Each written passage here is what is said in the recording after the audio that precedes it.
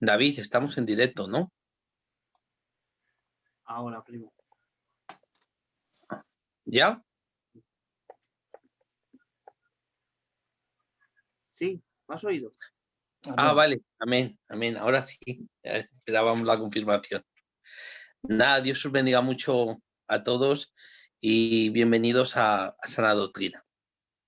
Hoy tenemos el gusto y el placer que le doy la bienvenida por cortesía, pero la verdad Amén, que amén. forma parte del grupo de Sana Doctrina, que es nuestro hermano David de Branes, y la verdad que es una maravilla tenerlo con nosotros en el equipo y por la bendición que es el hermano. Y hoy es un tema precioso, ¿eh? Hoy es un tema precioso, va a tener un tema sobre eclesiología y creo que vamos a disfrutar bastante. Bienvenido, por decirte algo, David, porque tú eres el Buenas primero noches. que llamo. Que Dios os bendiga muchísimo. Pues, como bien decía Michael, soy de la casa y hoy pues es un privilegio compartir, traer algo de parte de Dios y poder pues tocar este tema que a mí me apasiona, me gusta mucho. Creo que es un tema importante y no es un tema que se comparta muchas veces, aunque hay hombres pues entre nuestro pueblo de mucha capacidad y que lo tienen muy claro y muy ejercitado, pero es un tema pues que no se acostumbra a tocar, a hablar, a debatir y puede tener tantas controversias como otros tantos temas de la palabra del Señor. Intentaremos pues aferrarnos a la palabra, a la Biblia y compartir pues el tema que tengo en mi corazón, que creo que es de Dios. Amén. Amén, creo que vamos a disfrutar bastante hoy de tu persona y del tema. Entonces, David, cuando tú quieras, empieza y nos das la introducción, cortas donde quieras y yo estoy aquí para intentarte ayudarte lo que pueda, ¿vale? Amén, amén, claro que sí. Bien, pues decía que el tema que queremos tocar esta noche es la eclesiología, o lo que es lo mismo, la doctrina de la Iglesia. La doctrina de la Iglesia es un tema muy controversial en el sentido de que tiene muchas escuelas de interpretación también. Y claro, a la hora de yo poder expandir y poder pues, desarrollar el tema, primeramente me tendría que centrar en cuál es nuestra escuela, cuál es nuestra doctrina, para utilizarla pues, como base y poder llevar el tema dentro de ese hilo y de esa corriente doctrinal. Amén. Si empezaremos tocando meramente Biblia, pues habría muchísimas cosas que compartimos con muchísimos otros teólogos y con muchísimas otras escuelas. Son cosas puntuales como bien pueda ser quién habló primeramente de la Iglesia, cómo se desarrolla, dónde nace, pero yo quiero hacer un hincapié en algo y es que es muy importante saber que la palabra de Dios no cambia. Amén. La palabra de Dios es inamovible.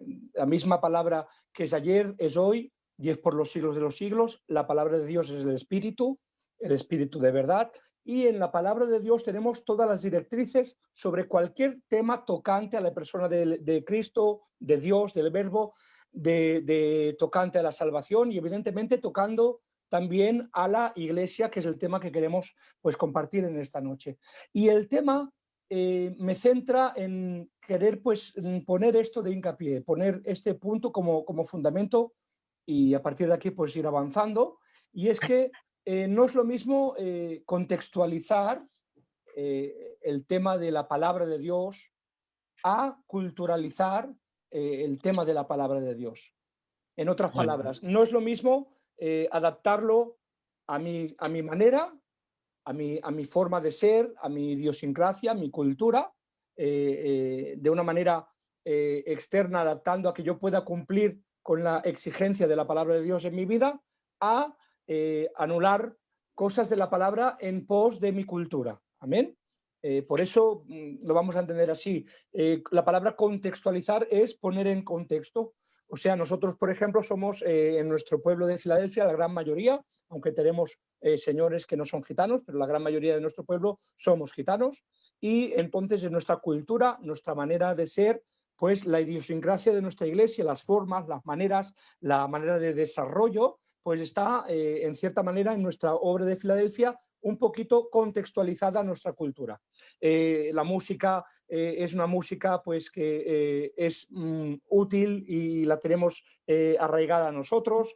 Por ejemplo, los horarios, por decir alguna cosa, también podemos hacer cultos 5, 6, incluso se han llegado a hacer 7 cultos diarios, y eso depende que no iglesia grande, que hacen culto por la tarde, culto por la noche, oración de hermanas, tal, bendito sea el Señor. Nuestro trabajo nos lo permite, amén. Si nosotros tuviéramos un trabajo de jornada de 10, 12 horas diarias, como muchísima gente en este país, y todos compartiéramos esa misma línea, nos daríamos cuenta que por mucho que quisiéramos abarcar ese contexto, nos sería imposible. ¿Y qué ocurre con eso? Que nos desubicaría, amén, de la corriente de escuela, de iglesia que tenemos arraigada. Entonces, ¿qué es contextualizar? Por ejemplo, aquí podríamos hacer 7 cultos a la semana, por poner el ejemplo, y podemos hacerlos a las 7 de la tarde porque la gran mayoría trabajamos por la mañana. Amén.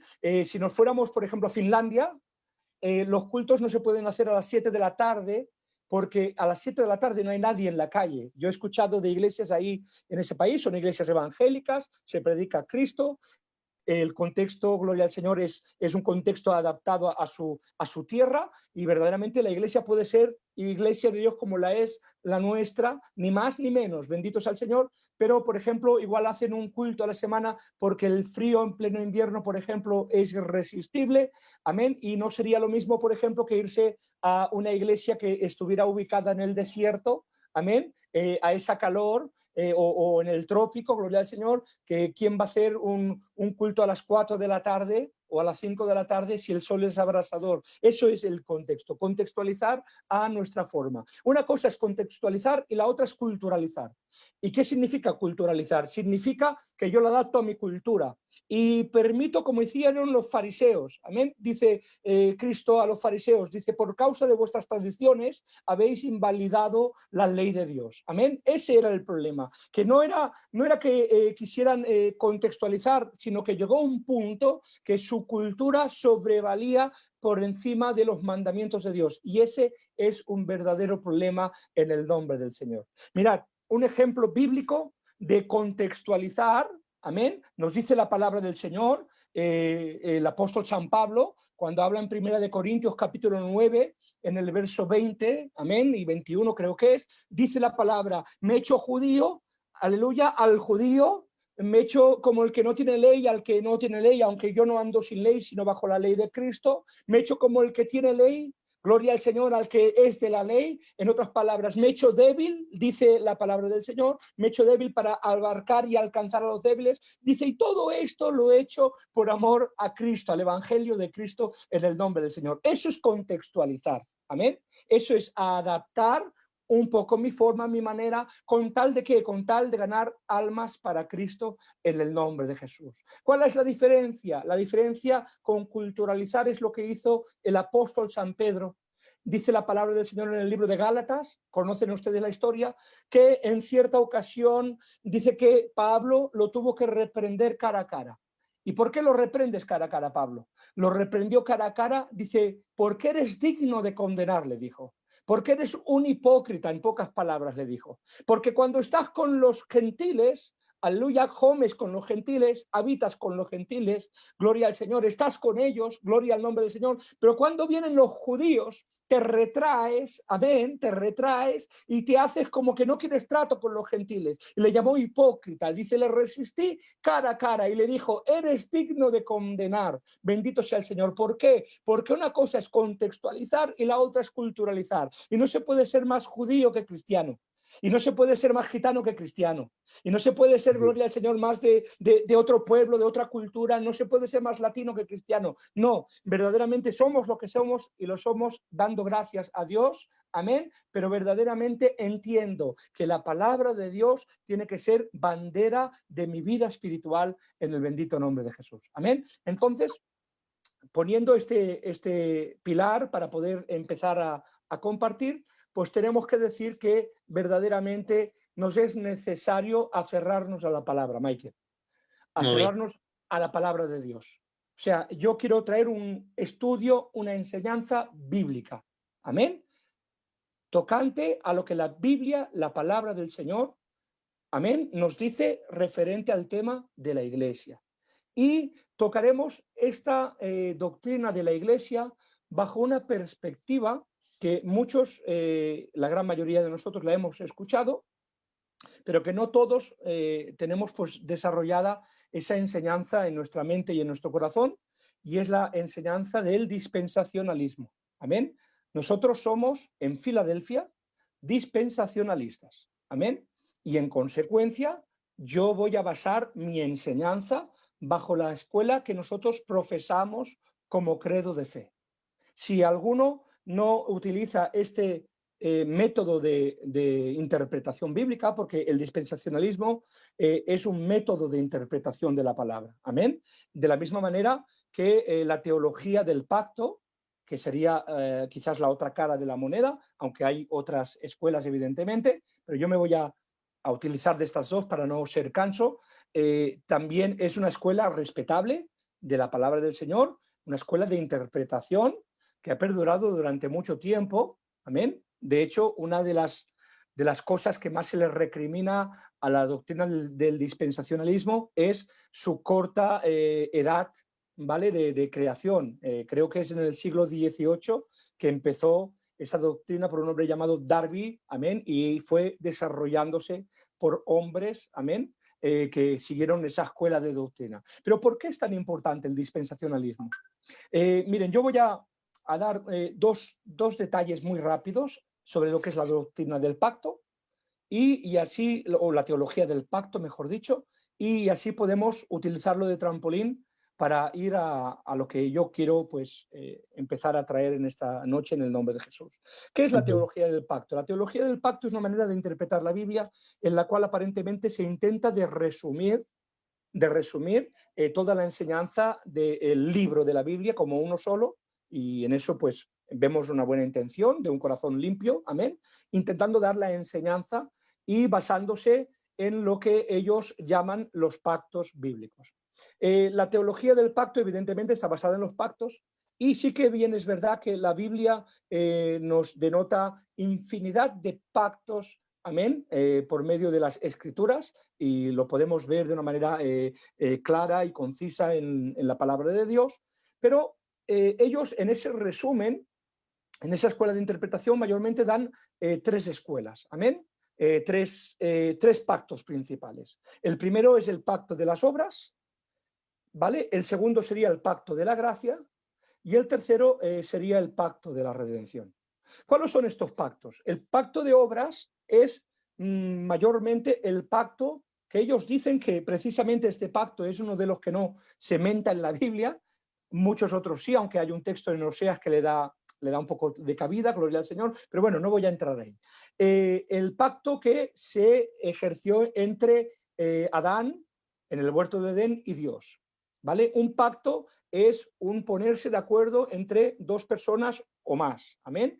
Entonces ellos, partiendo de esta base, decían que el pacto por obras era el mandamiento de Dios dado a Adán, amén, el cual no podía cumplir Adán. Evidentemente vimos cómo tropieza, cómo cae, y la demostración por ese pacto de que el hombre era incapaz de cumplir la exigencia de Dios. Nosotros también estaríamos de acuerdo con eso, porque nos damos cuenta que solamente hay dos pactos condicionales en la palabra. La mayoría de los pactos son incondicionales, sin condiciones, pero dos pactos condicionales que Dios hizo con el hombre fracasaron estrepitosamente. Uno fue Adán con Dios, gloria al nombre del Señor, y el segundo pacto fue dado a Moisés en representación del pueblo de Israel en el Sinaí, y ese pacto también, como nos enseña la palabra de Dios, Deuteronomio 28 y 29, si fuereis obedientes a lo que yo os mando, gloria al Señor, tendréis todas estas bendiciones, vuestra entrada y vuestra salida serán benditas, vuestras tierras, vuestras familias, tal, benditos al Señor. Ese era el pacto condicional que Dios le daba. Si fuereis desobedientes, les dice, todas estas maldiciones, todo este mal, amén. Ustedes pueden leerlo en la palabra, yo no quiero serles canso, pero estoy hablando de un pacto condicional que evidentemente el hombre fracasa en el nombre del Señor. ¿Y qué es el pacto de obras? El pacto de obras es, pues evidentemente, una representación de la incapacidad del hombre de poder cumplir la demanda de Dios por sí solo. Yo hasta aquí compartiría con ellos en el nombre del Señor. ¿Cuál es el pacto de la gracia? El pacto de la gracia, curiosamente, no empieza donde ustedes y yo podríamos pensar. Empieza en Génesis capítulo 3 y verso 15, cuando habla Dios, amén, en el huerto después de la caída, y que está riñendo, está trayendo el juicio sobre Adán en el huerto, y ahora Dios le tiene que decir, venga, y vendrá uno, gloria al Señor, que le pisará la cabeza a la serpiente, y esta le dirá en el calcañar, hablando evidentemente de la persona de nuestro Señor Jesucristo. Él es, aleluya, el portador de esta gracia. Y pase a esa promesa, a ese pacto, en ese momento puntual de la historia, ellos basan toda la doctrina en una continuidad, amén, de ese pacto de gracia hasta los días en los que Dios venga en su segunda venida en el nombre de Jesús. ¿Qué ocurre con el tiempo de la gracia y el tiempo de la ley? Gloria al Señor. Para ellos se desdibuja marcando una continuidad. Amén. Claro, esto puede aparentar pues tener bendiciones, y ha sido una escuela que evidentemente tiene sus defensores y sus detractores, pero tengo que decir, amén, que ese pacto, ese plan de Dios, esa exposición, esa escuela bíblica presenta muchas dificultades. Amén. ¿Cuáles son las dificultades? Que ahora entraremos en ellas. Las dificultades serían primeramente de que no hay separación entre Israel y la Iglesia. Gloria al Señor. O sea, no hay distinción de pueblo. Amén. La bendición es la misma para unos que para otros. Incluso podríamos hablar de reemplazo. Gloria al Señor. De que uno ocupa el lugar de otro, o de que, como algunos han dicho, que la Iglesia es el Israel espiritual. Amén.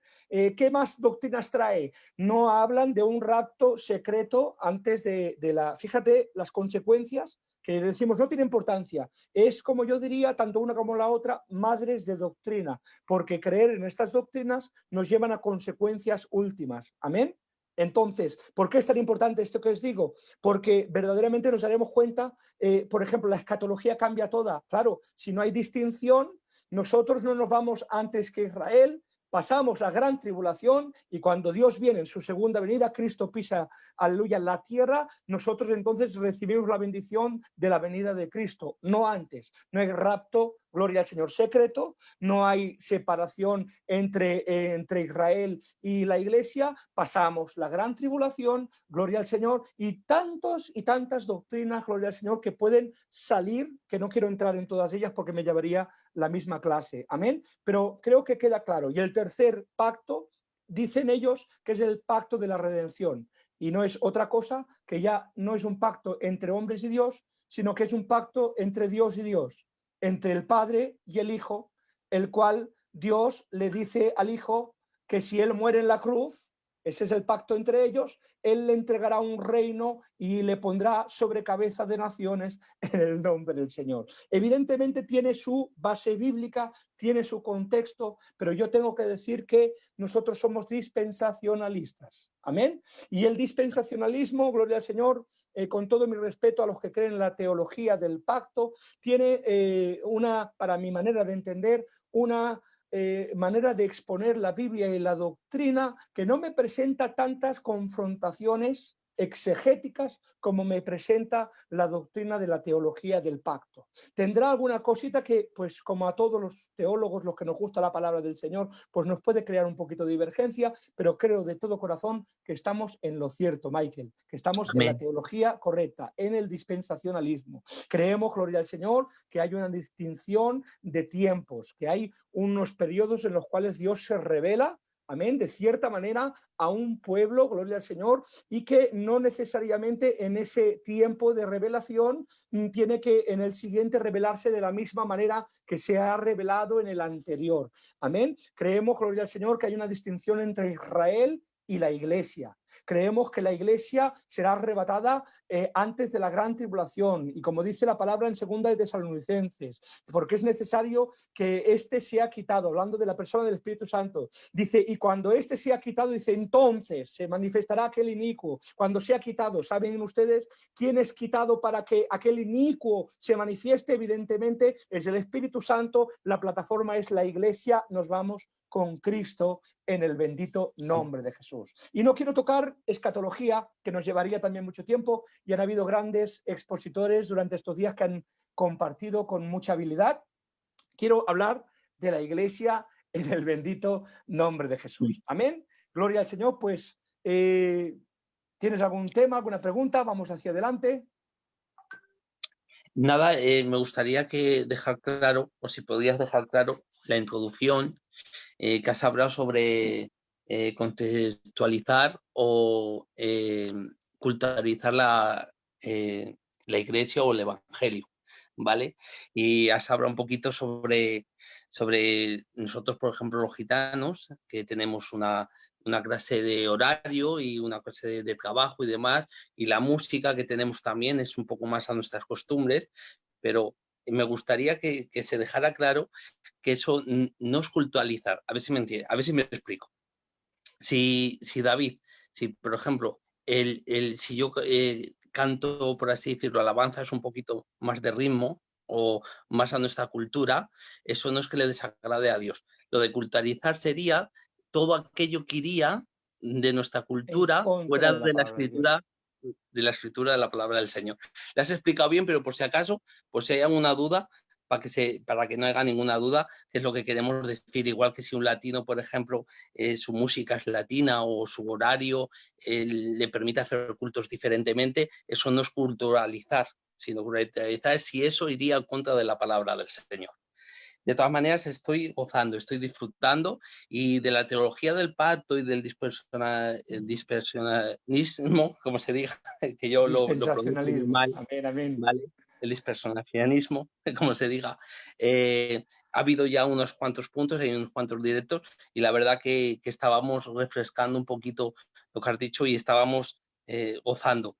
Y la pregunta es, por ejemplo, ¿qué es la iglesia? Se podría empezar por ahí, si te parece bien, que nos explicaras un poquito qué es la iglesia y un poquito más adelante. Amén, amén. Claro que sí. Bueno, me decías que puntualizara lo que era contextualizar, ¿vale? Sí.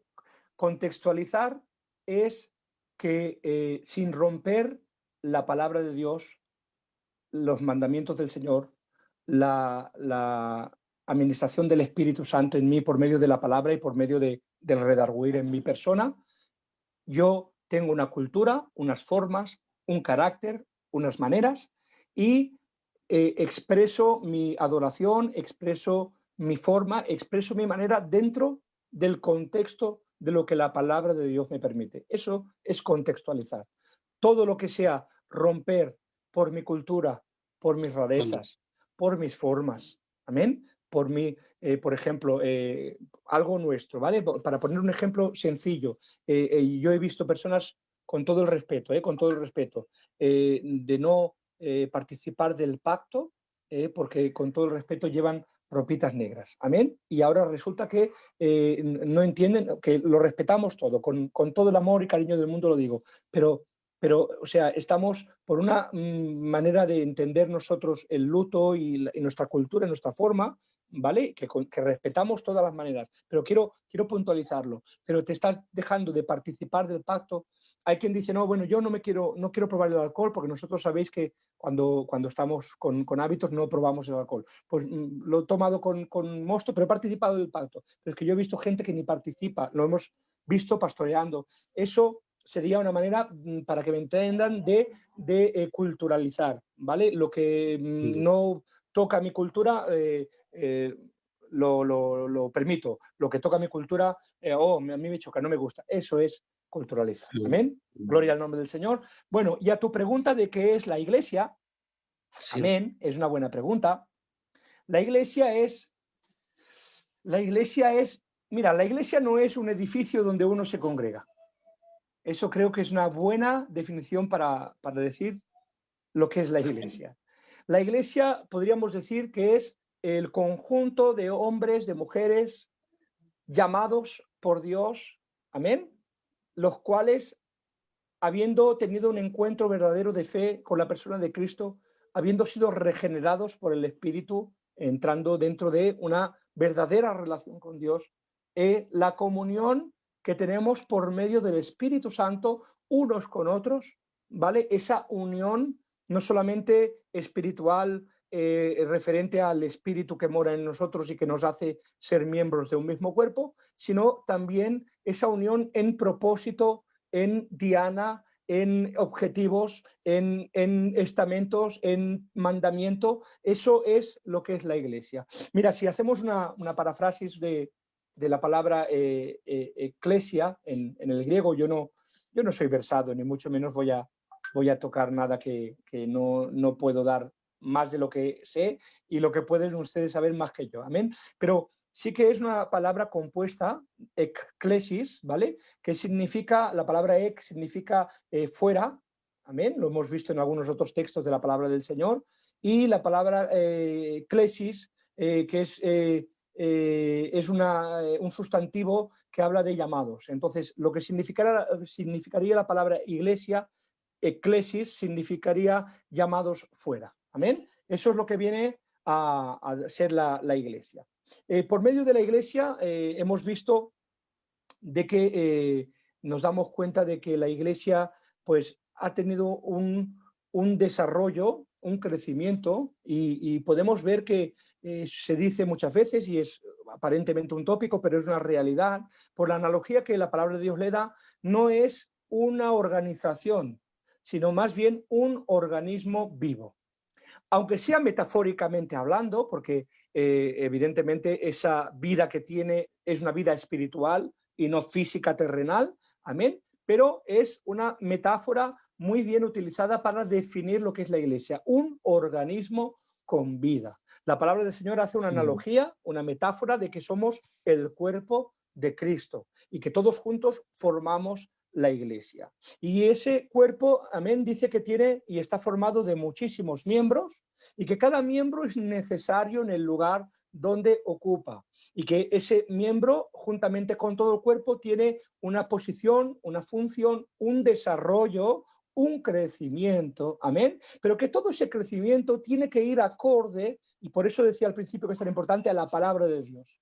La palabra de Dios tiene que ser la norma de vida de todas las áreas espirituales que nosotros ejerzamos en Cristo, porque si nosotros desatendemos esa palabra de Dios, esa vida de Dios, ese espíritu en lo que hacemos espiritualmente, corremos el peligro de ser como la iglesia primitiva, amén. Mirad, vamos a hablar un poquito, sin entrar mucho de historia, amén, la historia de la iglesia, y lo quiero poner de ejemplo, sin entrar mucho porque podríamos estar 2 o 3 días hablando solamente de la historia de la iglesia, hay muchísimo contenido, pero mayormente se compone de cuatro tiempos, amén. Los teólogos así lo han dividido para poner pues un poquito de pauta, amén, de interpretación.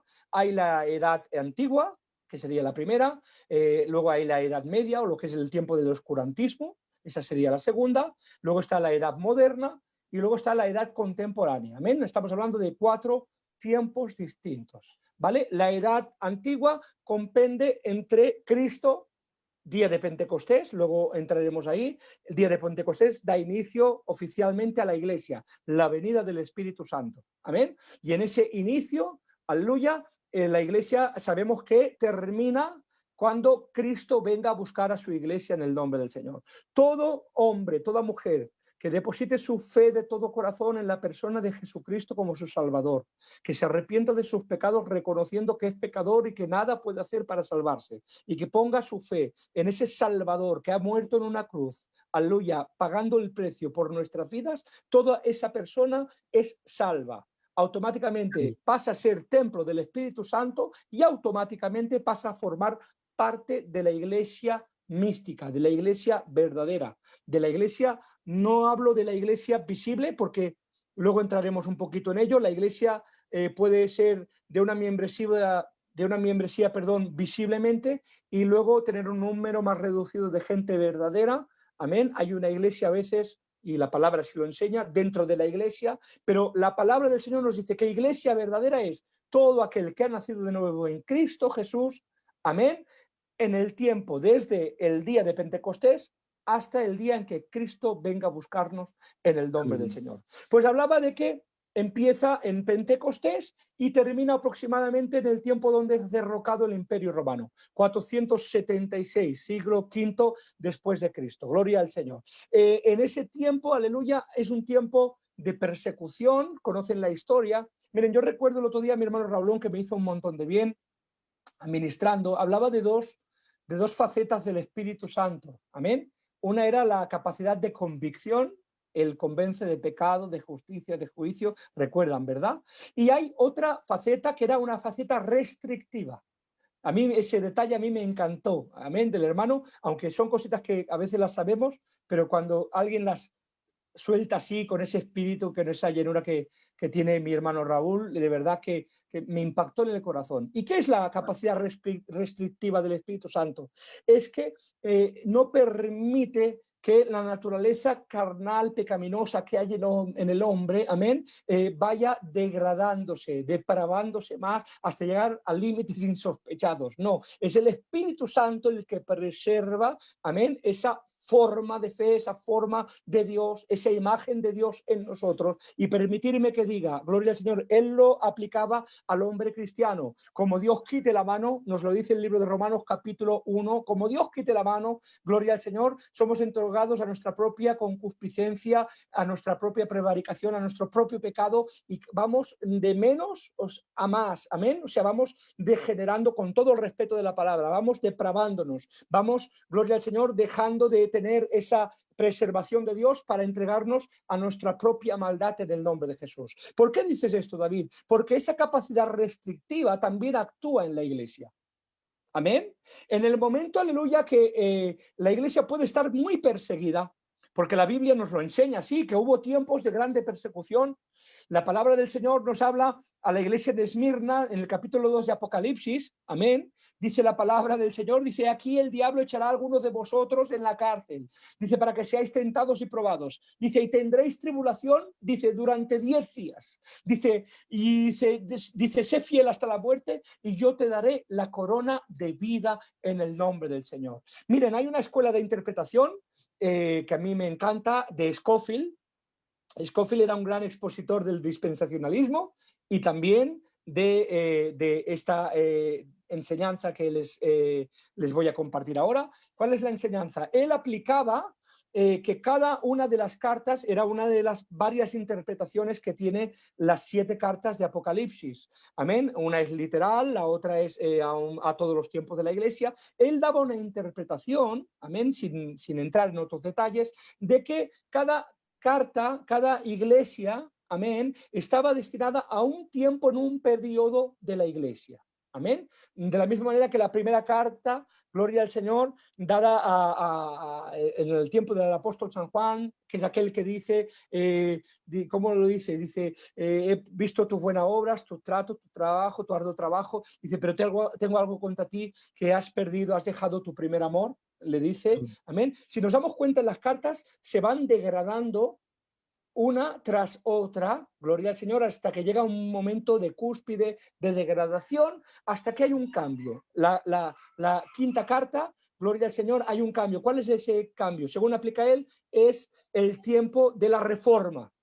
Y ahora estaríamos hablando, sin entrar mucho, si Dios lo permite otro día y alguien me invita, pues lo compartimos, amén. Pero ahora estaríamos en el tiempo de Filadelfia.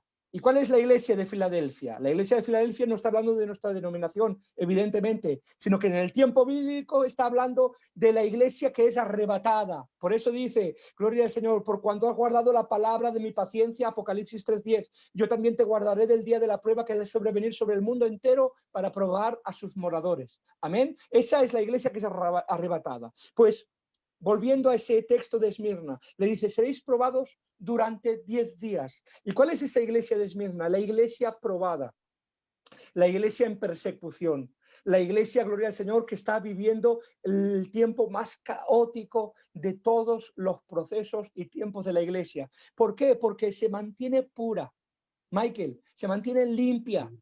amén, con sus cositas, porque también le tira alguna cosita en cara, pero se mantiene limpia, pero ahora le avisa, serás probado durante 10 días. Los teólogos han aplicado estos 10 días a las 10 grandes persecuciones que hubo en el tiempo de la iglesia en esa edad antigua. Amén. Saben que la primera persecución fue la de Nerón, luego vino la de Domiciano, las tengo aquí: Trajano, Marco Aurelio, Septimio Severo, Maximino, Decio, Valeriano, Diocleciano y Juliano. Gloria al Señor. Cada uno en su tiempo, pero trajeron la blasfemia de Satanás, que Dios lo reprenda, sobre la iglesia, el intento de acabar con aquello que Dios había depositado con tanta gloria en aquel aposento alto, con 120 hombres esperando, con miedo, con temor. Pero dice, cuando vino aquel fuego del Espíritu Santo y llenó aquel lugar, ahí dio inicio a la iglesia en el nombre del Señor. Y Satanás, que quiere derrocar siempre la obra de Dios, pues se ha esmerado y esforzado. Y la primera manera en la que intentó derrocar la obra de Dios, la iglesia de Dios, fue por persecuciones. Amén. Mira, sin entrar en todas porque me llevaría mucho tiempo. Por ejemplo, conocemos la primera, que fue la de Nerón, hemos dicho, que ordenó el incendio de Roma, que cogía, con todo el respeto de la palabra, si hay alguien que les hiera la sensibilidad, con todo el respeto lo digo, cogía a la gente, a los cristianos, y los clavaba en las carreteras, en las calles de Roma, y con todo el respeto alumbraba las calles porque les prendía fuego. Gloria al Señor. Aleluya, que este evangelio, gracias a Dios, no lo hemos vivido nosotros. Amén, han habido varias. La persecución de Diocleciano, que fue en el 303, 313, amén, cerca del tiempo de Constantino. Dice que fue esta la última de las persecuciones y además la más cruel. Mira si fue cruel, que fue llamada la era de los mártires. Amén. La era de los mártires. Fueron increíbles las 10 persecuciones que hubo. Y aquí entra el tiempo del cambio. Amén. De la edad antigua, gloria al Señor. Ahora hay un hombre llamado Constantino, que ustedes lo conocen, lo habrán escuchado de mentar, que fue aquel que declaró que la religión cristiana pasaba a ser religión de Estado. Y que todos éramos cristianos solamente por nacer dentro del Estado, del imperio. Él fue declarado emperador. Dice que vio una visión, una cruz, amén. No quiero entrar en mucha historia, pero a mí me apasiona la historia de la palabra del Señor, amén. Y dice que vio una cruz y dentro de esa cruz una luz y unas palabras en latín que decían ocus signes vinces. Le decía, dice, y con esta cruz vencerás, amén. Y que él apoyó esa fe en esa cruz, en esa visión que tuvo, y la palabra, o mejor dicho, la historia nos cuenta que venció. Y dándole acusación a que fue por causa, yo no sé si fue de Dios o creo que más bien no fue de Dios, porque este hombre fue el que permitió que el mundo entrara dentro de la iglesia. Amén. Entonces, ¿qué hablábamos de esa capacidad restrictiva del Espíritu Santo? A medida que la iglesia se iba apartando de la palabra de Dios, hemos dicho que la palabra de Dios es el Espíritu, Michael. A medida que la iglesia se iba apartando de la palabra de Dios, mientras hubo persecución, se mantuvieron limpios. Pero cuando aquello empezó a ser obra de cualquiera que nacía dentro del imperio, lo bautizaban. Había el bautismo de infantes, que perdura hasta el día de hoy en la Iglesia Católica. Era una manera de decir, ya has nacido dentro. Amén. Fue un utensilio político, más que un trámite sacramental de salvación. Luego pasó a ser un sacramentalismo, un medio de salvación, pero fue un utensilio político de Constantino para poder decir, todo el que está dentro es de dentro. Bendito sea el nombre del Señor. ¿Qué me quieres decir con esto? La iglesia la vemos, y termino en la historia, la iglesia vemos que va degradando, que va aflojando, que va pervirtiéndose en el nombre del Señor, hasta tal punto que la vemos en los tiempos del papado, de cómo se permiten cosas, las indulgencias, se cobraba dinero por sacar a la gente del purgatorio, de purgar sus pecados, que es una falsa doctrina. La palabra del Señor nos enseña, que tú lo sabes, Michael, como yo, nos enseña que después de esta vida nos espera el juicio delante del Señor. El que haya hecho lo bueno para vida eterna, el que haya hecho lo malo para condenación perpetua. No hay más, amén. No hay un lugar donde tú puedas purgar tus pecados. Pero ellos sacaron esta doctrina, ¿por qué? Porque era un gran negocio. vendían, amén, las indulgencias, vendían, era un negocio increíble. Dice, y lo leí de una manera que así lo entendí, era como cuando hacía mercados, amén, hoy hablábamos de los mercados, Michael. Era como el Sí. empleo, ¿vale? Se iban los obispos, amén, al cabeza de ellos y se presentaban y las vendían al mayor. O sea, tú pagabas, sí, era el empleo, pagabas por un taco de indulgencias hasta que se te terminaban. Cuando se terminaban tenías que volver a emplear. ¿Cuál era el negocio? Que decían que te podían quitar años de purgatorio. Amén. Luego viendo el negocio que hicieron, no solamente a los vivos, ahora lo haremos también con los que han faltado, con los difuntos. Claro, ¿quién lo pagaba si tenía dinero por restarle años de purgatorio a un ser querido, a un ser que estimaba? ¿Quién no pagaba?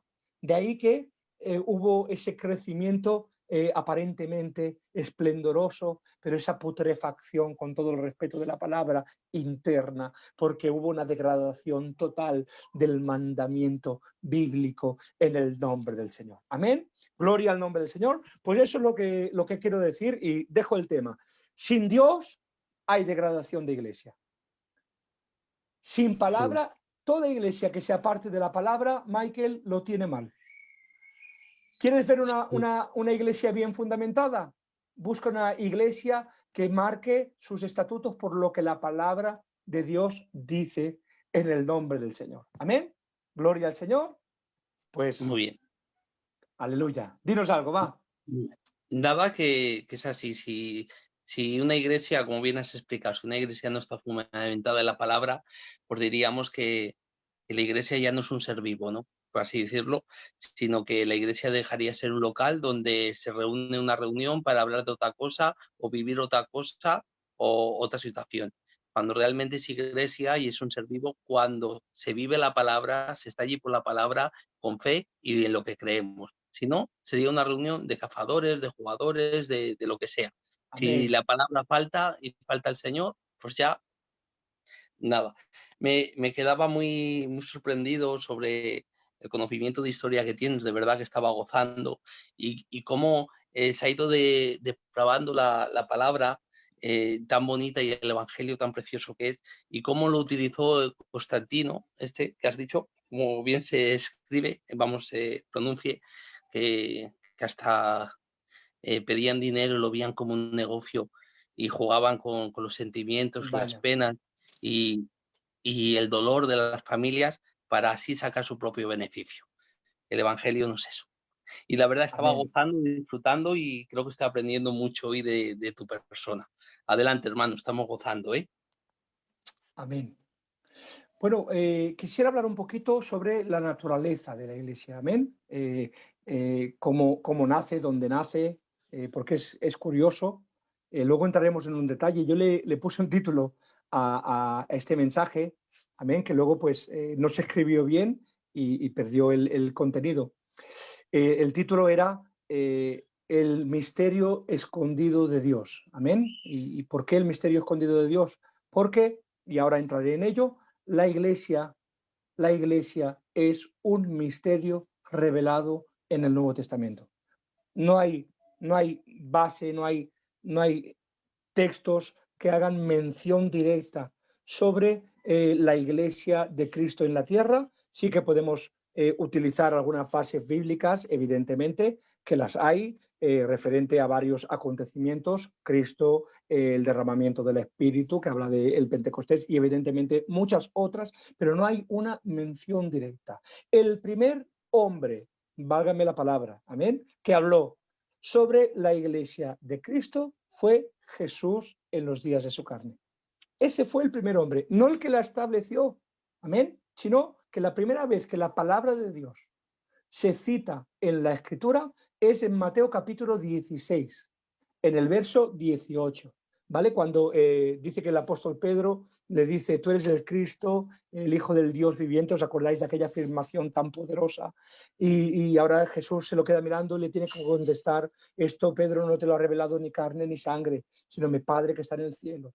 Dice, y de cierto te digo que tú eres Pedro. Dice, y sobre esta roca, hablando, no hablaba de Pedro, hay quien ha malinterpretado esta palabra para decir que el fundamento de la iglesia era Pedro. No, estaba haciendo un juego de palabras, porque bien saben ustedes que Pedro en el idioma griego, koiné, era piedra, era un juego de palabras. Tú eres piedra y sobre esta roca, amén, edificaré mi iglesia. Además, el mismo nombre, afirmando de que no solamente es la iglesia, sino que es su iglesia, amén, porque la iglesia le pertenece a Cristo el Señor.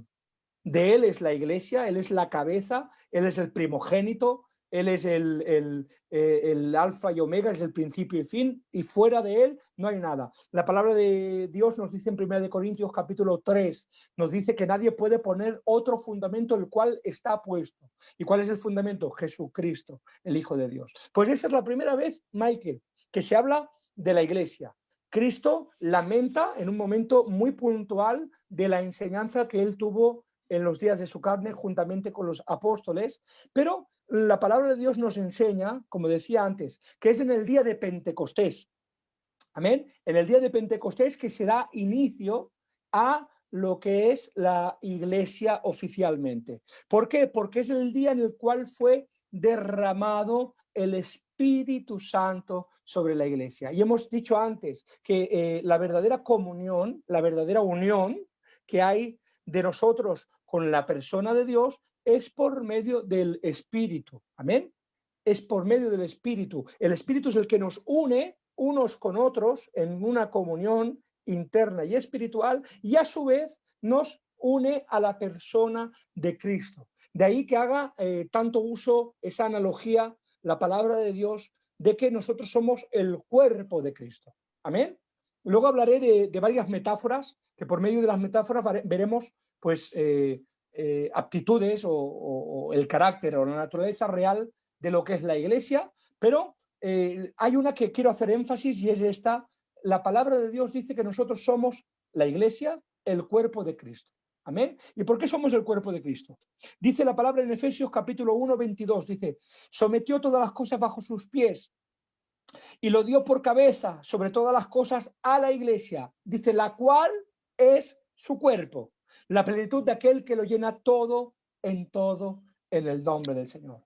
Dice, la cual es su cuerpo. Amén. A mí hay un texto que me encanta hablando de escatología, cuando habla de el arrebatamiento, el rapto del Señor, que también fue Cristo, amén, el que habló por primera vez. Fijaros de qué manera reveló Dios por medio de Cristo cosas que evidentemente nunca se habían hablado. Y él dice que habla en Juan 14, dice, en la casa de mi padre, ¿recordáis ese texto? Dice, muchas moradas hay, si no fuera así yo os lo hubiera dicho. Dice, me voy pues a preparar morada. Y ahora dice, para que donde yo estoy, dice, también estéis vosotros. Vendré pues, dice, y me tomaré a mí mismo. Me encanta este verso, esta palabra. Fijaros, no dice, vendré a tomar a la iglesia, vendré a tomar a los salvos, vendré a tomar a Israel. No, no, dice la palabra. Entonces vendré, dice, y me tomaré a mí mismo. Dice, para que donde yo estoy, también estéis vosotros en el nombre del Señor. Fijaros que la Biblia nunca nos habla de, es un detalle que a mí me encanta, que no nos habla de que nosotros vamos a alcanzar a ganar el cielo. O sea, el premio de la iglesia es estar con Cristo. Amén. Amén. Cuando el ladrón de la cruz le dijo, acuérdate de mí cuando vengas en tu reino, ¿qué le dijo el Señor? Le dijo, de cierto te digo que hoy estarás conmigo en el paraíso, pero conmigo, porque el premio supremo de todo cristiano no es el cielo, un lugar bonito, un lugar de reposo, no. El premio verdadero, el que anhelamos nosotros, es estar con Jesucristo, el Hijo de Dios, nuestro Señor y Salvador, en el nombre de Jesús. Por eso es tan importante, amén. Es tan importante ver lo que la palabra de Dios hace en esta analogía. Nosotros somos el cuerpo de Cristo, unidos por las coyunturas del Espíritu, por medio del Espíritu Santo, el cual es morada de todos los creyentes verdaderos. Y la Biblia dice, y si alguno no tiene el Espíritu, dice Romanos 8, ¿qué dice? Si alguno no tiene el Espíritu, dice, el tal no es de él. Gloria al Señor. O sea, que si alguien no tiene el Espíritu Santo, amén, aún no ha conocido verdaderamente a Dios. Aún no es parte de la iglesia y aún no tiene garantía ninguna de salvación en el bendito nombre de Jesús. Amén. Y pues yo quisiera para dar esta enseñanza de cuál es la naturaleza de la iglesia, no hay mejor manera, creo, que de decir primeramente lo que no es la iglesia,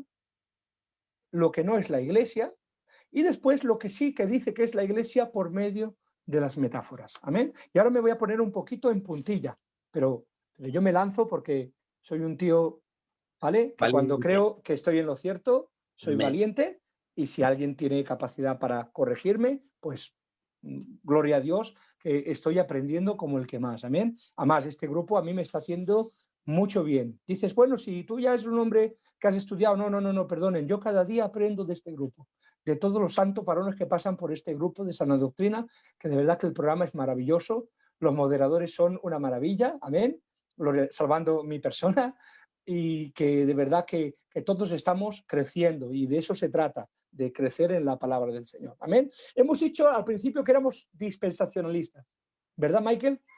Sí.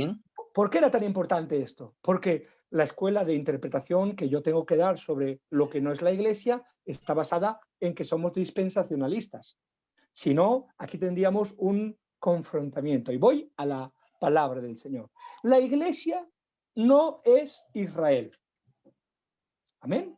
Esta es una aseveración, una palabra que yo la digo con mis 5 sentidos y que la creo de todo corazón, y la creo por la palabra de Dios. Amén. Hay quien dice, la iglesia es el Israel espiritual, ¿vale? Muchos basan ese conocimiento de que no tienen esa base para decir, porque hay algo que no he dicho y es importante.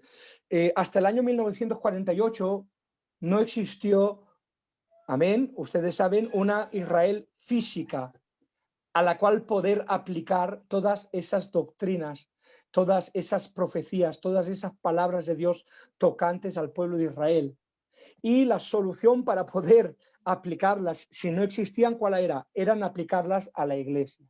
De ahí que a los que dicen que el dispensacionalismo es una doctrina muy nueva, también yo tengo que decirles que evidentemente si no había un Israel físico, la gran mayoría de teologías, la salvación, o sea, la manera de salvar esta dificultad exegética era aplicar todas esas profecías a la iglesia, de tal manera que ahí viene la doctrina del reemplazo, la doctrina de que decir que la iglesia es el Israel espiritual, o que ha venido a usurpar, a ocupar su lugar, tantas doctrinas que han nacido. Amén, pero gloria al Señor, a día de hoy existe una nación de Israel, y repito, la nación de Israel no es la iglesia. Gloria al Señor. Mirad, hay unos textos que eso sí que te lo tengo que leer, porque son importantes para poder aseverar lo que estoy diciéndote en esta noche.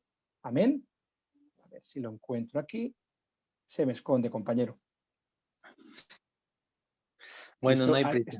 Esto a mí no me pasa nunca. Gloria al Señor. Mira, lo tendré por aquí.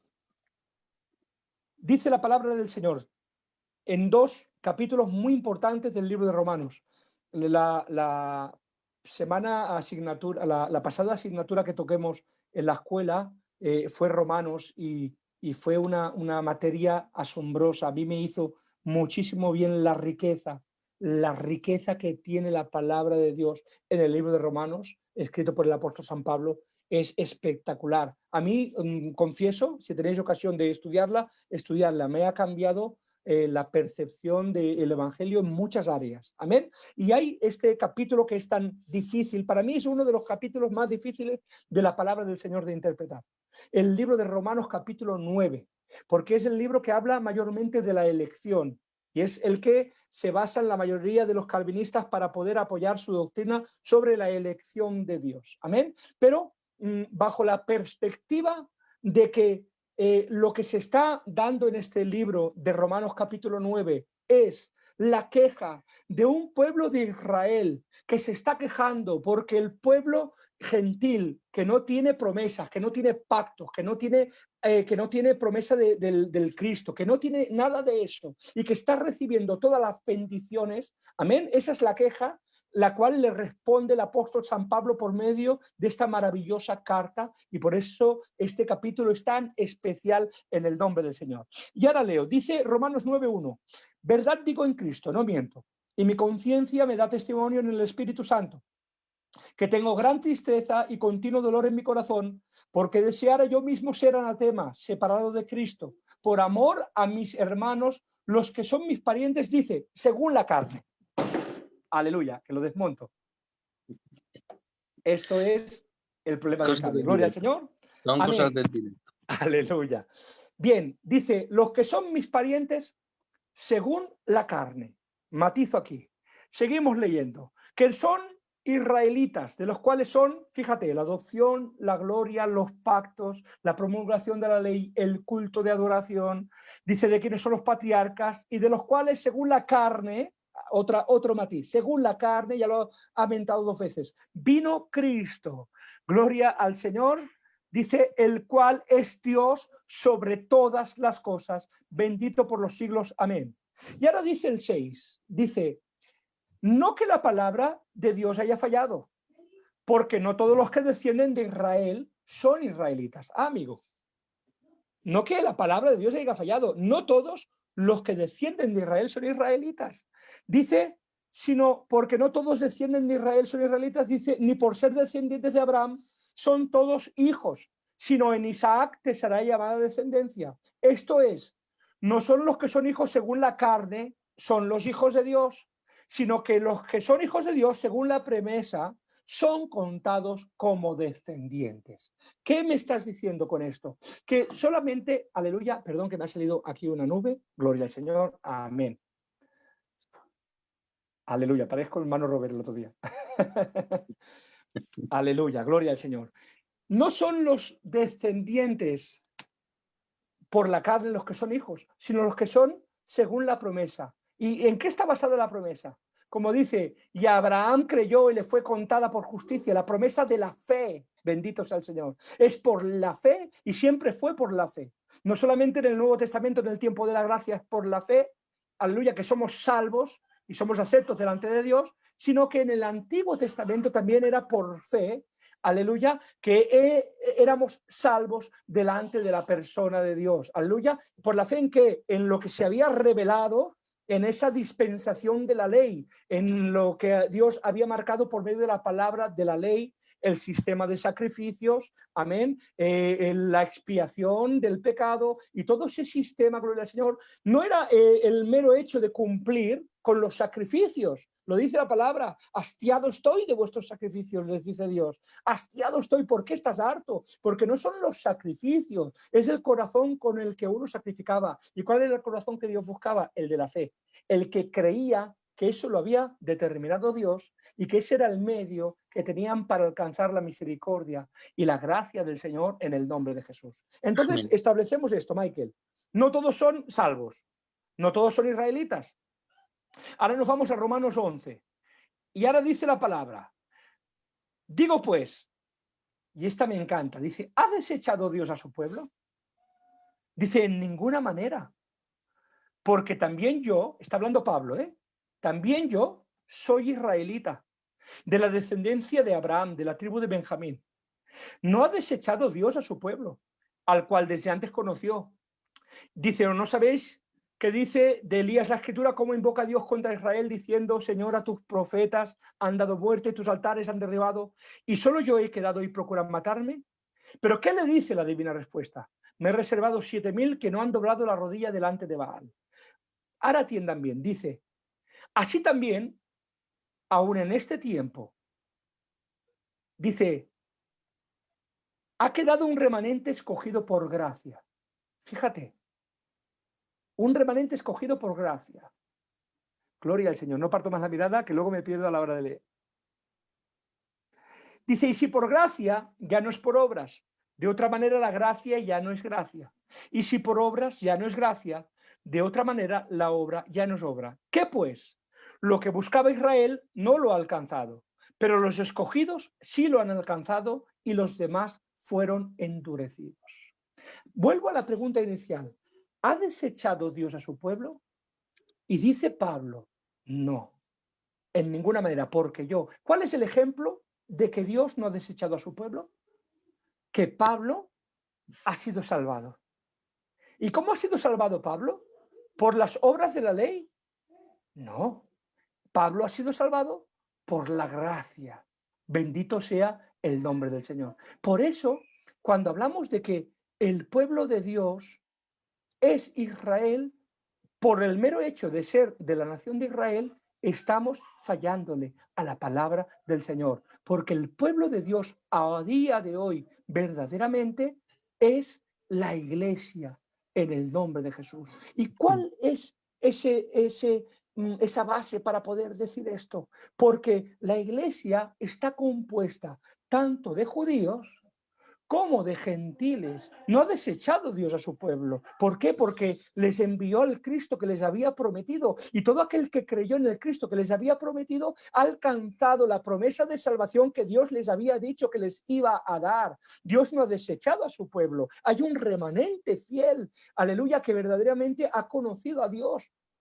El Israel actual, con sus liturgias, gloria al Señor, yo no quiero entrar con aquel que verdaderamente nunca se le ha predicado a Cristo, atiéndeme Michael, que nunca se le ha predicado a Cristo, que vive en la liturgia que le han enseñado, sabiendo o entendiendo que es la manera bíblica, o mejor dicho, de la Torá, de la Misná, de la ley que ellos tienen para alcanzar el medio de salvación, y que tiene fe en lo que Dios ha dicho y ha dado por medio de esa ley, y viviendo en eso puede alcanzar salvación. Yo no te digo que no, gloria al Señor, porque la salvación le pertenece a nuestro Señor Jesucristo. Pero de hecho, de eso a que me digas que el pueblo de Israel, porque recibió la Torá, porque recibió la Misná, porque recibió, gloria al Señor, los patriarcas, porque recibió el culto de adoración, porque de él viene según la carne el Cristo, que tenga que ser el pueblo de Dios, yo te digo que la palabra de Dios no avala eso. Bendito sea el nombre del Señor. La palabra de Dios dice que solamente aquellos que son salvos en la simiente, y permíteme que te diga, la simiente tanto es para ellos como para nosotros la misma persona. La simiente es Cristo, el Hijo del Dios viviente, en el nombre de Jesús. Amén. Por eso tengo que decir, vemos tres grupos de personas. Primera de Corintios capítulo 10, en el verso 32 dice: no seáis tropiezo ni a gentiles, ni a judíos, ni a la iglesia de Dios. Bendito sea el Señor. ¿Te das cuenta? Gentiles, un grupo; judíos, otro grupo; iglesia de Dios, otro grupo. Cuando un gentil acepta a Cristo, deja de ser gentil y se convierte en iglesia. Cuando un judío acepta a Cristo, deja de ser judío. Gloria al nombre del Señor. Aunque tenga un contexto, ¿me entiendes? Aunque tenga un contexto cultural, amén, y aunque verdaderamente pueda haber arraigado en su forma de adoración una cultura, porque ha sido devoto toda su vida, gloria al Señor, como en el Antiguo Testamento, perdón, en el Nuevo Testamento, en el libro de Hechos, que nos dice que los primeros cristianos, amén, participaban de cosas, no participaban de sangre ni de ahogado, había cosas que estaban arraigadas a ellos, amén, y las querían compartir, y Pablo les tiene que decir, no obliguemos a judaizar, permitió algunas cosas, porque su mente era tan limitada por su cultura, que había cosas, pero de eso a que digamos que son judíos, no, ellos ya no eran contados como judíos, y Pablo no se cuenta a sí mismo como un judío en cuanto a religión. Él se cuenta en judío en cuanto a que viene de la tribu de Benjamín, en la carne, dice, los que son mis parientes según la carne, pero en el espíritu que nadie se equivoque, yo no soy judío, yo soy cristiano, yo soy hijo del Dios viviente, en el bendito nombre de Jesús. Amén. Dice Gálatas 3, 27 y 28, porque todos los que habéis sido bautizados en Cristo, de Cristo estáis revestidos. Dice, ya no hay, dice, judío ni griego, no hay varón ni hay mujer, no hay esclavo y no hay libre. Otro texto dice, no hay bárbaros y no hay escitas, gloria al Señor, sino que Cristo es todo en todos, porque todos sois uno en Cristo Jesús. Gloria al Señor. ¿Te das cuenta? Ya no hay judío, no lo digo yo, lo dice la palabra, ya no hay judío. ¿Qué dice? Ya no hay, repítelo conmigo, amigo mío, ya no hay judío. Ya no hay judío. Sí, no tengáis represalias contra él, que el que la mangado he sido yo. No, está muy bien explicado, ¿eh? la salvación se extiende a todo el mundo y no solamente por ser judío, sino aquel que recibe a Cristo y aquel que Amén. cree. O sea, las explica maravillosamente y además los detalles son preciosos. Sí, estamos disfrutando. Amén. Dice la palabra, Efesios 2:14, es un texto precioso que los de la teología del pacto utilizan para decir que Israel y la iglesia son uno solo, porque de ambos pueblos hizo uno, derribando la pared intermedia de separación, para crear en sí mismo de los dos un solo y nuevo hombre, haciendo la paz. ¿De qué está hablando? Que de los gentiles y de los judíos, el que aceptaba a Cristo era un solo pueblo. Ese Muy es el bien. pueblo.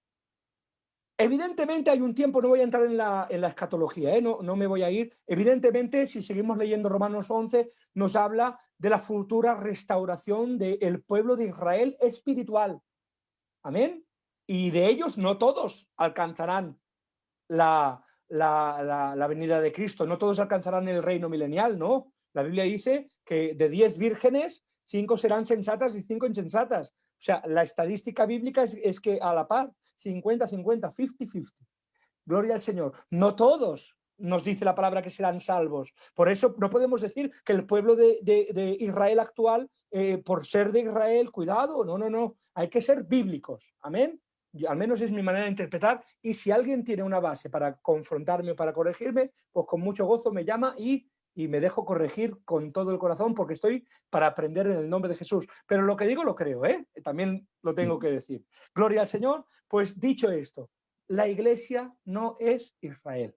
Amén. Yo lo creo de todo corazón. No es la Israel espiritual, no hay una sustitución ni un reemplazo, como dice aquella falsa doctrina. No. La iglesia es el pueblo de Dios, amén, que se determina en este tiempo del proceso de dispensación de la gracia, desde Pentecostés hasta el tiempo en que Cristo venga en el nombre de Jesús. Amén. Seguimos. ¿Voy bien? Amén. Estamos gozando, o sea, no hay tiempo. Adelante. Sí. Venga, Al pues menos por mi parte, seguimos un poquito más. Los Amén. hermanos, yo estoy leyendo comentarios aquí un poco lo que me da tiempo y están diciendo eh, gloria a Dios, qué bien, o sea, están disfrutando. Los que están, al Amén. menos esa es la impresión que da. Me alegro. Bendito sea el Amén. Señor. Otra palabra. La iglesia no es el reino. La iglesia no es el reino de Dios. Amén. Hay quien nos habla, ¿no?, de que el reino, mire, de ahí sale la falsa doctrina del dominionismo. Los que dicen que el reino tiene que ser establecido por la iglesia. La palabra del Señor no nos enseña en ningún lugar de que la iglesia tenga que establecer el reino de Dios. El reino lo establece Cristo. Amén. Bien. En su venida. Él es el que da inicio al milenio y a ese reino milenial y a esa eternidad. Amén. Mirad, hay varias distinciones, no quiero perder mucho tiempo, amén, pero para que nos veamos algunos detalles. La iglesia, sobre la iglesia dice, no hay herederos de la iglesia, nadie hereda a la iglesia. En cambio, la iglesia es heredera del reino. Amén. O sea, la iglesia alcanzará el reino, es heredera de ella. No hay receptores, no hay quien reciba la iglesia. En cambio, la iglesia es receptora del reino también. No hay hijos de la iglesia. Nosotros somos hijos de Dios. Amén. No somos hijos de la iglesia. Dice, y a los que le recibieron, dice Juan 1:12, les fue dada potestad de ser llamados hijos de Dios. No somos hijos de Dios. Pero en cambio, la palabra dice que hay hijos del reino. Gloria al Señor. La iglesia es llamada templo. El reino nunca es llamado templo en la palabra de Dios. La iglesia es aquí y ahora.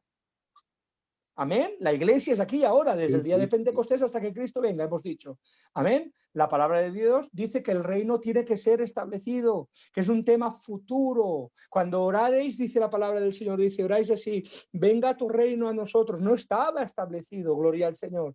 La palabra del Señor nos enseña que el reino es algo que pertenece a la escatología, a los eventos futuros. Bendito sea Cristo, y que abarca no solamente a la iglesia, también a Israel, en el nombre de Jesús. La iglesia nunca fue profetizada en el Antiguo Testamento. Amén. Luego entraré en ese detalle. Es un misterio. Amén. En cambio, el reino es el tema de la profecía. ¿Cuántas profecías no hay? El otro día tocaba mi hermano Pedro Losada, que es un campeón, una maravilla, que llenura de textos y todo del reino milenial. Amén. En cambio, de la iglesia no hay ni uno de texto. La iglesia debe ser edificada. Nosotros somos edificio de Dios. Amén. En cambio, la palabra del Señor dice del reino que tiene que ser establecido de golpe en el bendito nombre de Jesús. Esta confusión doctrinal da lugar a esa herejía, el dominionismo. El dominionismo está muy en auge en este tiempo. De aquí a unos días mi hermano Raulón dará el tema de las falsas doctrinas, que estoy ansioso de escucharlo. Es una de las falsas doctrinas que tenemos en auge en este tiempo, que se predican los neopentecostales, que están diciendo que la iglesia tiene que establecer el reino de Dios en la tierra. Por eso quieren alcanzar lugares preeminentes de política, de lugares de juzgados, de lugares donde poder establecer más, porque creen, es una mala interpretación, es una herejía. Gloria al Señor. Dice la palabra del Señor, dice 2 de Timoteo 2:12, si sufrimos con él, también reinaremos con él. No está hablando de ahora, está hablando de un futuro, y eso se lo dice a la iglesia. Apocalipsis 5:10 dice, nos has hecho reyes y sacerdotes y reinaremos sobre la tierra. Si vamos a Apocalipsis capítulo 5 y 10, estamos hablando de un tiempo ya escatológico, y aún en ese tiempo, hablando del reino, habla de futuro, no de presente, en el nombre de Jesús. Amén. Gloria al Señor. Amén.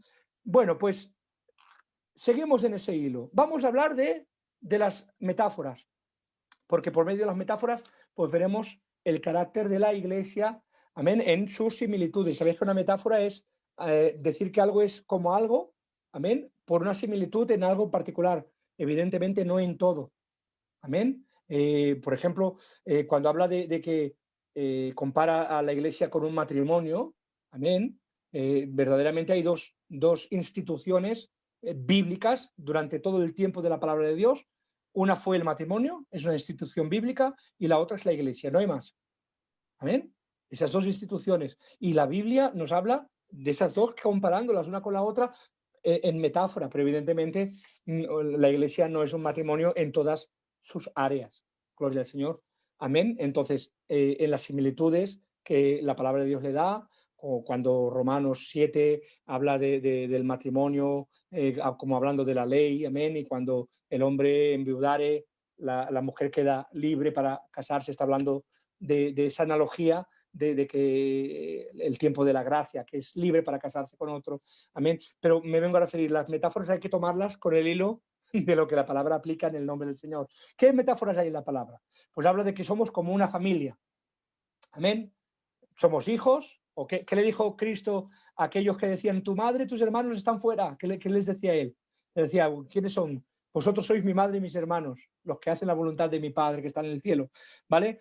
Efesios 3:14 dice, por esta causa doblo mis rodillas delante del Padre, de quien toma nombre toda familia en los cielos y en la tierra. O sea, la palabra nos hace una comparativa de que somos una familia, la familia de Cristo en el nombre del Señor. Él nos llama hermanos y tenemos un mismo Padre en el nombre de Jesús. Amén. Hemos dicho que somos como el cuerpo de Cristo, gloria al Señor. Hemos dicho también que somos como una desposada. Amén. La palabra del Señor, hablando de matrimonio, aleluya, hace una comparativa de la iglesia con un matrimonio judío. Amén. Y esto es muy bonito de buscarlo en la palabra del Señor, porque Dios es muy, muy detallista. A mí me hace mucho bien cuando veo esos pequeños detalles de la palabra del Señor, cómo encajan unos con otros, amén, y te das cuenta de que te vas a la cultura, chico, y encaja, te vas a otros textos de la palabra y encaja, te vas a la doctrina, te vas a las costumbres y encaja. Pues cuando habla de que es un desposorio, ¿vale? Dice la palabra que Jehová es marido de Israel, pero nunca dice que sea marido de la iglesia. En cambio, la Biblia nos enseña que Cristo es el esposo. Amén. Y nos habla de como si fuera un matrimonio. Efesios 5:25 dice la palabra, maridos, amad a vuestras mujeres, así como Cristo amó a su iglesia. Fíjate tú la comparativa que el Señor da por medio del apóstol San Pablo. Amén. Y nos habla de que somos como un matrimonio en esa área de relación. La iglesia es la amada de Cristo, del Señor. Y entendemos que la esposa llama de una manera afectuosa y de una manera a la iglesia que no trata con ningún otro pueblo en el nombre del Señor. Pues había, según el desposorio judío, unas pautas, una forma, unas maneras, ¿vale? Que la palabra del Señor las detalla por medio de que, de la misma manera que se cumplían las costumbres hebreas, también se cubre en la palabra de Dios. Hemos sido comprados según la costumbre de las dotes de Israel, cuando se iba a pedir una moza, amén, nosotros lo tenemos un poquito arraigado, aunque esa área no, amén, pero se daba una dote, un pago, amén, por el compromiso. No es que compararas a la niña, no. La niña, como diga que no, ya puedes hacer lo que quieras. Pero se daba una dote, se daba un pago, amén, como señal de amor. Gloria al Señor, ¿vale? Y la palabra del Señor nos dice que Cristo con nosotros también nos ha comprado. Dice 1 Corintios 6:20, porque habéis sido comprados por precio. Glorificad a Dios en vuestro cuerpo y en vuestro espíritu, los cuales son de Dios. Amén. Dice, no fuisteis comprados, dice el apóstol San Pedro, con oro ni con plata. Conocéis ese texto, ¿verdad? Sino con la sangre preciosa del Hijo de Dios. Hemos sido comprados. Nos lo dice la palabra. No solamente hace referencia a la redención del hombre, que evidentemente tiene esa aplicación doctrinal, sino que también hace referencia, tiene un doble cumplimiento, si cabe la palabra, de decir que hemos sido comprados, ha habido una dote, ha habido una compra, gloria al Señor, en el desposorio en el nombre de Jesús. Segunda parte, hemos sido desposados. El desposorio era un pedimiento, un apalabramiento del chico con la chica de la película. Amén. En este caso el chico de la película es Cristo. Ríete un poco, Amén. hombre, colega Amén. mío. Y nosotros somos la chica de la película. Amén. O eso dice Dios. Amén. Gloria al Señor. Dice 2 Corintios 11:2. Dice, porque os celo con celo santo de Dios, pues os he desposado con un solo esposo, para presentaros como una virgen pura a Cristo. Fíjate, aquí ya vemos más énfasis de lo que era un desposorio y cómo la palabra de Dios compara el desposorio de un matrimonio al desposorio que Cristo tiene con la iglesia. Ahora estamos en un desposorio, estamos apalabrados. Amén. Se ha dado dote, tenemos arras, incluso paga y señal, amén, las arras del Espíritu, y hemos sido comprados ya. O sea, esto no es algo que va a venir, no, hemos sido comprados ya, y no ahora, en la eternidad. Amén. Él estaba preparado, destinado desde antes de la fundación del mundo, ya estaba, gloria al Señor. Y en consecuencia estamos en esa etapa hasta que el esposo pues venga a buscarnos para las bodas, gloria al Señor. ¿Cuándo ocurren las bodas? Las bodas ocurren en el tiempo de la gran tribulación, tercera parte. Apocalipsis 19, 7 y 8 dice, gocémonos y alegrémonos y démosle gloria porque han llegado las bodas del Cordero y su esposa se ha preparado y a ella se le ha concedido que se vista de lino fino, limpio y resplandeciente. Amén a la palabra de Dios. ¿Te das cuenta? Está hablando de las bodas del Cordero. ¿Cuáles son las bodas del Cordero? Es la culminación, amén, el encuentro del novio con la novia para celebrar las bodas. ¿Y cuándo ocurren las bodas? Gloria al Señor. Pues ahora te diré el detalle que entendemos, y estaréis de acuerdo conmigo, que ocurren en la presencia del Señor, es en el tiempo de la gran tribulación, en el tiempo de la tribulación. Durante ese periodo de 7 años que aquí hay juicios, que está la ira de Dios sobre la tierra, la iglesia está en las bodas del Cordero. Aunque aparezca en Apocalipsis 19, hay un detalle muy puntual, gloria al Señor, que quiero que en la escatología a mí me encanta. Cuando habla en Mateo 25, Michael, que dice que las vírgenes están pendientes de que aparezca aquel que viene a buscar la gloria al Señor, pues la palabra del Señor nos dice que él, que ellas están esperando al esposo, no al novio, al esposo que venga. ¿Y eso qué me está diciendo? Que ya no es un novio, primeramente, y que no es quien viene a buscarlas a ellas para desposarse con ellas, sino que el esposo ya está en un estado casado, gloria al Señor, viene a buscar, porque sabemos que Israel, según la escatología dispensacionalista, son los invitados a las bodas del Cordero, que se celebra en el milenio en el nombre del Señor. Pues ese detalle puntual me está diciendo de que el Cristo de gloria, cuando viene a buscar a Israel al final de la gran tribulación, porque sabemos que está hablando de ese momento de que el esposo viene en su segunda venida, de eso habla Mateo 25, pues en su segunda venida ya no viene como el novio, gloria al Señor, ya viene casado, amén, y viene con la iglesia, con sus santos, vestidos de lino, fino y resplandeciente, en el bendito nombre de Jesús. Amén, gloria al Señor. Mirad, hay más tema, hay más de esto, pero yo ya quiero ir cerrando. Podría hablar de muchas metáforas de la palabra y todas tienen su contenido bíblico, pero yo quiero avanzar e ir pues cerrando un poquito el tema porque la hora es avanzada. ¿Cómo vamos? Llevamos un buen ratito ya, ¿amén? Sí, 1:20 creo que estamos. 1:20. A ver si Creo. me dais 10 minutitos más. Adelante, adelante. Adelante, gloria al Señor. Vamos a hablar. Mirad, el día de Pentecostés está declarado, hemos dicho ya, que es el día en el que en que el Espíritu Santo viene sobre la iglesia, en el aposento alto, 120 personas esperando el derramamiento, como Cristo les había dicho que hicieran en el nombre del Señor. La palabra del Señor nos hace un simbolismo bíblico, pero muy real, porque la tipología, podríamos llegar incluso a decir que es un tipo. Amén. Hay alguno que no estará plenamente de acuerdo, pero lo vamos a dejar. O es un símbolo o es un tipo, porque aunque no diga que es la tipología en el Nuevo Testamento, sí que vemos que menta el día de Pentecostés y se celebraba la fiesta de Pentecostés. La palabra en Levítico 23 nos habla de que en el verso 15 hasta el 21, de cómo se celebraba la fiesta del Pentecostés. ¿Qué significaba? ¿Qué era? Gloria al Señor. La palabra del Señor nos dice, amén, de que se traía una ofrenda, la ofrenda de Dios, amén, y se presentaba delante del templo. Y una vez presentada esa ofrenda, fíjate, la ofrenda de Dios, una vez presentada esa ofrenda, se contaban 49 días. Y en esos 49 días después, gloria al Señor, se hacía de la primera cosecha de lo que se había sembrado, se hacían 2 panes, los cuales eran llevados delante del templo y eran mecidos delante de Jehová.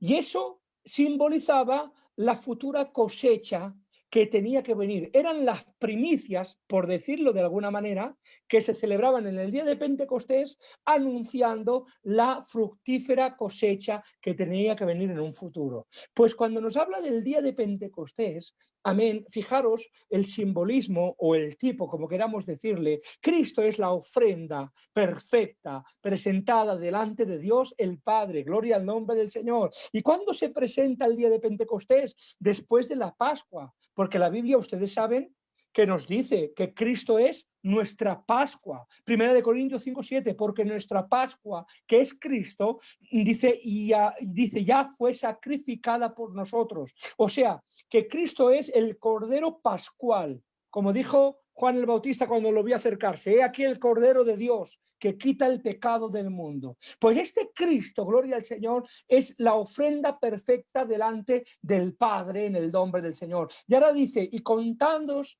49 días después del día de reposo, fíjate, cuenta, día 50, día de Pentecostés, estando todos en el aposento alto, con temor, con miedo, con persecución, sin saber lo que acontecerá, sin saber, lo dice la Biblia literal, tenían miedo, por eso estaban escondidos. Pero dice en capítulo Hechos, capítulo 2, dice, y fue derramado el Espíritu Santo, así como lenguas de fuego sobre ellos. Y todos empezaron a profetizar. O sea, gloria al Señor, fueron mecidos delante de la presencia del Señor. ¿Qué simboliza, gloria al Señor, el aposento alto en la doctrina bíblica? Muy fácil, es la futura cosecha, es la primicia, el regalo de que aquellos panes, gloria al Señor, son mecidos delante de Dios esperando la fructífera cosecha.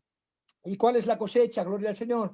Cuando Cristo en la iglesia, gloria al Señor, venga a buscarla desde el cielo en el día del rapto, en el bendito nombre de Jesús. Amén. Gloria al Señor. Mirad, podría seguir, ¿eh? Te doy palabra, que estoy lanzado y estoy disfrutando. Pero Adelante, como quieras. no, mira, no, porque si supiera que con 5 minutos más 10 terminaba, pues los tiraría, amén.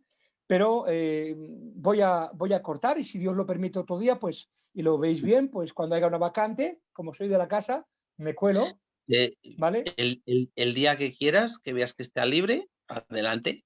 Amén, Y amén. seguimos gozando y Porque aprendiendo. como creo que el veas. tema es precioso, es muy importante. Fijaros, podríamos entrar lo que lleva a la doctrina que hemos dicho, el dispensacionalismo, contra la teología del pacto. Los de la teología del pacto son cesacionistas, son los que no creen tampoco en los dones del Espíritu Santo que estén vigentes en este tiempo, no que no crean en los dones de Dios. La gran mayoría de ellos, aunque evidentemente en todas las ramificaciones y hay escuelas, son los que no creen en que los apóstoles, evangelistas, pastores, aleluya, profetas, maestros, estén vigentes en este tiempo, sino que estaban solamente en aquel tiempo. Nosotros creemos que los dones a día de hoy están vigentes, porque la iglesia está en desarrollo. Amén. Y si la iglesia está en desarrollo, mirad, si algo caracteriza el dispensacionalismo, Michael, es que si por algo nos juzgan o somos tildados es de ser literales en cuanto a la palabra de Dios. O sea, no hay ninguna escuela de interpretación más literal. Sabéis que en la hermenéutica, que es las normas de interpretación, hay varias escuelas. Nosotros creo que tenemos la más correcta. La más correcta es la literal, gramática e histórica.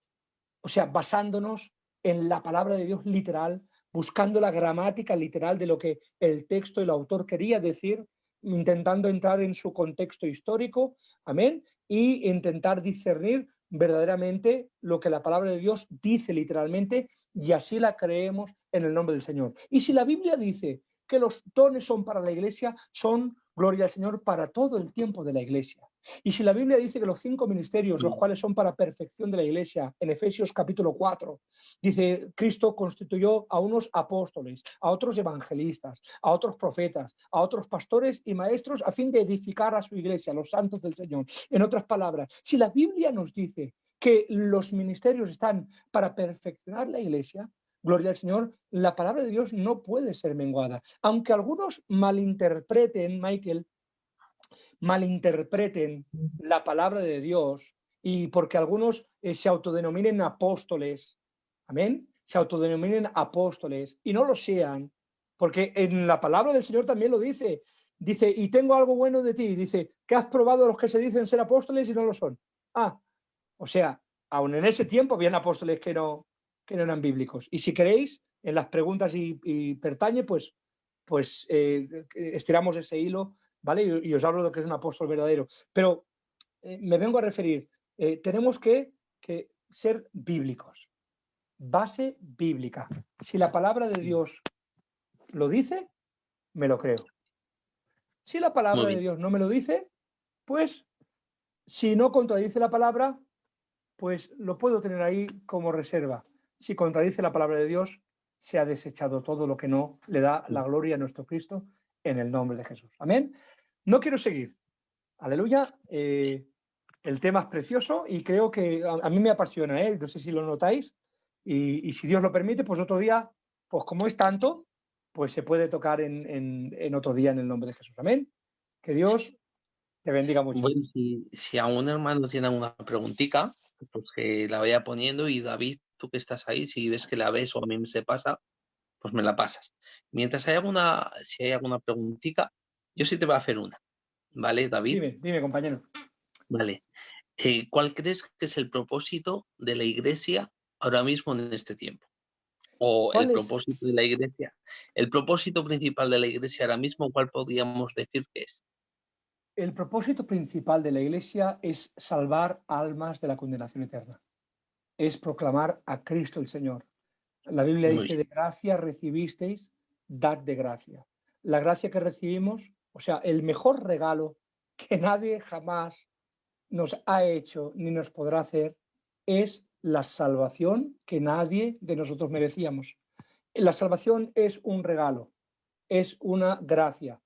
La Biblia nos dice, Efesios 2:8, dice, por gracia sois salvos por medio de la fe.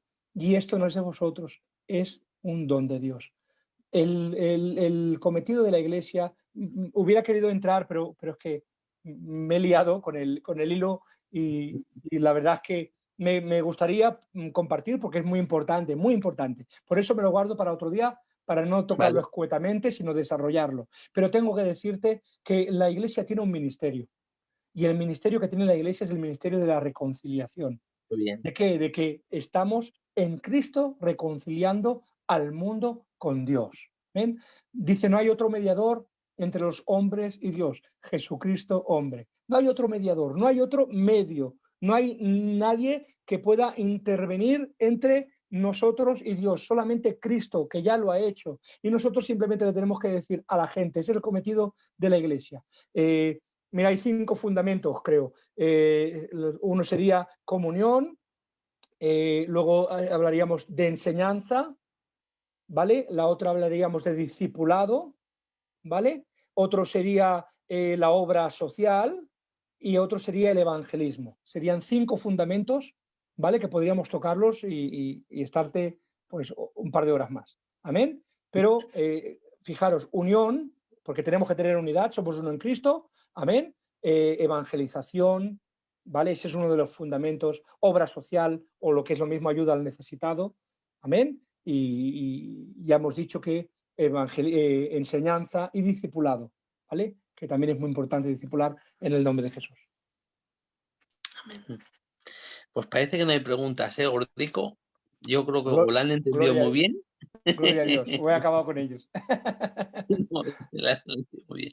No sé si nuestro hermano David nos está escuchando, no sé si tendrá alguna y nos dice. Pero vamos, el tema ha sido bastante claro, ¿eh? Amén. A ver, una pregunta. Pues si me interesaría saber qué es un apóstol verdadero. Si puedes explicar un poquito lo que es un apóstol verdadero, ya que has dicho que si eso igual entraba, pues ¿Qué es un apóstol verdadero? Sí, lo puedo mirar. Amén. Mirad, la palabra del Señor nos habla que el principal apóstol de todos es Cristo. Él es el apóstol según su profesión. Amén. La palabra apóstol, para encontrarle el contenido bíblico, significa enviado. Alguien que es enviado con un propósito. Amén. Entonces, no hay mayor enviado que Jesucristo el Señor, enviado por el Padre para la redención de la humanidad entera. Amén. Luego hubieron 12 enviados que fueron escogidos por la persona de Cristo, que estos son los apóstoles del Cordero. Amén. Los apóstoles del Cordero son todos los que Cristo escogió, a excepción de Judas, que cayó, el hombre de perdición, y que ocupó su lugar, no el apóstol San Pablo, como muchos han dicho, amén, porque la Biblia nos dice en el libro de Hechos, capítulo 1, que fueron echadas suertes y que la suerte recayó, habían 2 hombres y recayó sobre uno de ellos, Matías. Y que como no se cita más Matías en la palabra de Dios, que no, que el que era el apóstol del Cordero era Pablo. No es bíblico esta enseñanza. ¿Por qué? Porque evidentemente Pablo fue un apóstol terrible, espectacular, el apóstol a los gentiles. Bendito sea el Señor. Pero hay un texto que os lo quiero leer si lo encuentro, porque creo que es muy importante, amén, a la hora de hablar del apostolado. Nos habla de que, a ver si lo encuentro, gloria al Señor. Ahora estaba descolocado.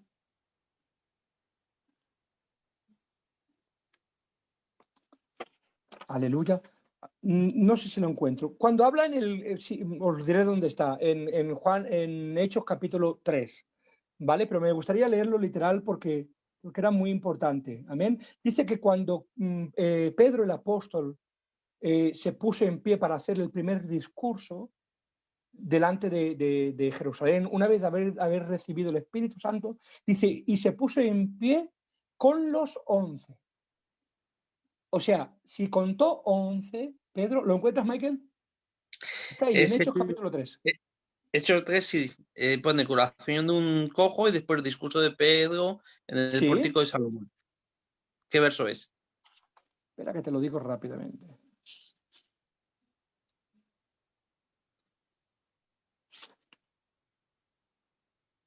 Perdón, capítulo 2, 14.